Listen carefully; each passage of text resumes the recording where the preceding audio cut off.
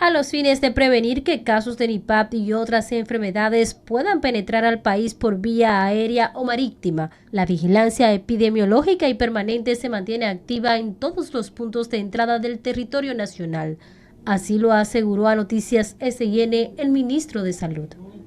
Protocolo de detección temprana, coordinación con redes internacionales, eso se llama prevención responsable, todos los aeropuertos están activos, todo lo que tenga que ver con eso se está haciendo, no solamente para este virus, sino para todos los virus y para todas las áreas que estaban pasando. Sí, si hay una alerta especial, entonces lo que hacemos es que intensificamos esa medida. Pese al comportamiento del virus en la India y otros países de esa región, Víctor Atala llamó a la población a no alarmarse, tras insistir en que la enfermedad no representa un riesgo para el país. Este virus no se ha propagado a ningún otro lugar del mundo, por consiguiente debemos mantenernos tranquilos, porque hasta el momento no existe ningún riesgo con relación al contagio con ese virus en la República Dominicana. Especialistas detallan que entre los síntomas más comunes del Nipah está el dolor de cabeza, fiebre alta, vómitos y malestar general. Asimismo, exhortan medidas preventivas. En este caso, pues evitar o detectar primero temprano cualquier caso que llegue a la República Dominicana y luego de ahí el Ministerio de Salud Pública me parece que debe, en todo caso, levantar una alerta epidemiológica y orientar a la población sobre el cuidado con relación a la enfermedad. De acuerdo con galenos, el virus Nipah, que se originó en 1998 en Malasia, se transmite a través de murciélagos, cerdos y frutas y tiene una tasa de letalidad de más de un 40%. Los médicos apuntan que el virus Nipah tiene un periodo de incubación que van entre los 5 y 14 días. Queda sancionada para la historia, para el futuro, para nuestras hijas y nuestros hijos, la ley orgánica de reforma de la ley orgánica de hidrocarburos. De esta manera se sancionaba la ley. El diputado Jorge Rodríguez destacó el consenso detrás de los 34 artículos reformados. Pero el fondo de esta decisión es el tablero internacional. La ley prepara el terreno para un desembarco masivo de inversión extranjera, priorizando el retorno de las operadoras de los Estados Unidos a la cuenca petrolera nacional. Va a permitir hacer mucho más competitivo la contratación de empresas nacionales o extranjeras para la explotación de ese recurso que se encuentra en las más grandes reservas del planeta. Son mecanismos que ya fueron probados y que han permitido que la producción petrolera cerrara en diciembre del año pasado en 1.200.000 barriles de petróleo.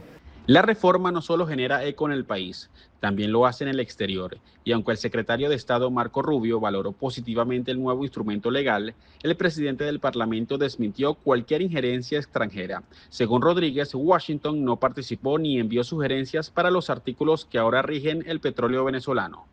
No, absolutamente no. Realmente todo ha transcurrido bajo un clima de respeto y de cortesía entre las relaciones entre los dos países, y esta es una propuesta de ley que fue trabajada principalmente a través de la Comisión de Energía y Petróleo de la Asamblea Nacional, por supuesto con los aportes que hiciera Petróleos de Venezuela, y también tuvo como sustento la ley antibloqueo que había sido previamente aprobada por la Asamblea Nacional Constituyente. Desde la bancada opositora a Libertad, el diputado Antonio Ecarri vio con buenos ojos la apertura al capital privado.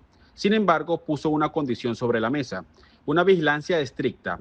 Ecarri subrayó que debe existir una contraloría rigurosa sobre cada contrato y cada dólar que ingrese a la República producto de estas inversiones. Hoy nos liberamos de varias telarañas mentales del estatismo en Venezuela y se da paso a la empresa privada. Yo creo que es un avance importante, pero es un avance incompleto. Nuestra crítica está en la excesiva discrecionalidad que se le da al ministro de Hidrocarburos, porque cuando tú te pagas y te das el vuelto, pues evidentemente vienen los Ramírez, los El Aizami y todo ese tipo de corruptelas que se han dado. Ahora, ¿qué propusimos nosotros? La creación de una agencia nacional de hidrocarburos y además un portal único para la transparencia de todos estos contratos petroleros. La respuesta de Washington a esta reforma fue inmediata. En sintonía con la nueva ley, la administración estadounidense anunció una flexibilización de las sanciones contra el sector energético nacional. Es el punto de partida para que en las próximas semanas las gigantes petroleras del norte lleguen al país para iniciar operaciones. Y sobre esta propuesta de Antonio de Carri de crear una agencia de transparencia y de otras también que plantearon las distintas bancadas de oposición, entre ellas la denominada Libertad, el presidente de la Asamblea Nacional, Jorge Rodríguez, los exhortó a que sean enviadas a la Comisión Permanente de Energía y Petróleo para ser debatidas en una próxima sesión. Desde el Palacio Federal Legislativo en Caracas, Andrés Díaz Hernández, Noticias Venevisión.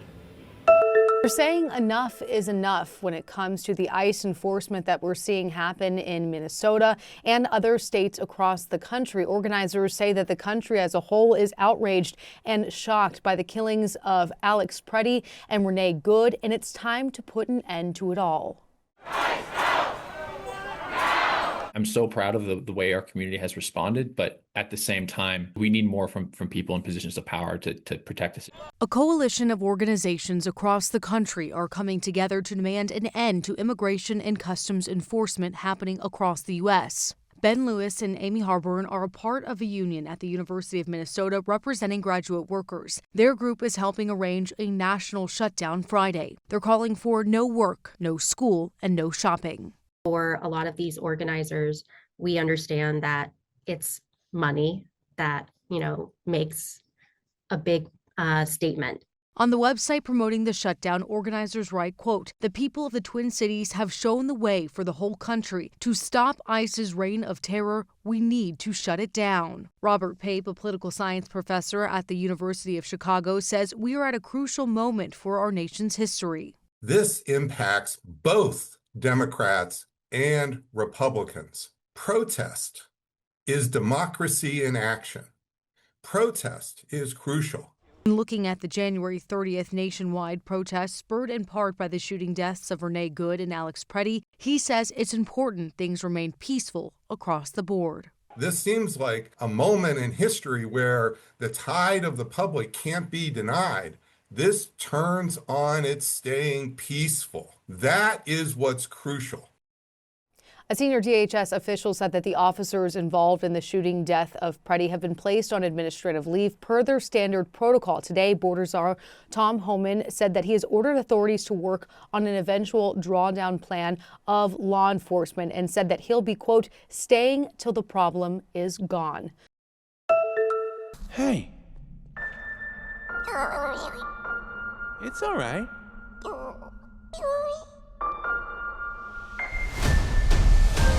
Yoshi is ready for his close-up. Teased at the end of the original Super Mario Bros. Movie, Mario's dinosaur companion looks to be a central part of the Super Mario Galaxy movie. So some dinosaur just shows up and he's now part of the group. Cool. The Super Mario Galaxy movie jumps into theaters April 1st.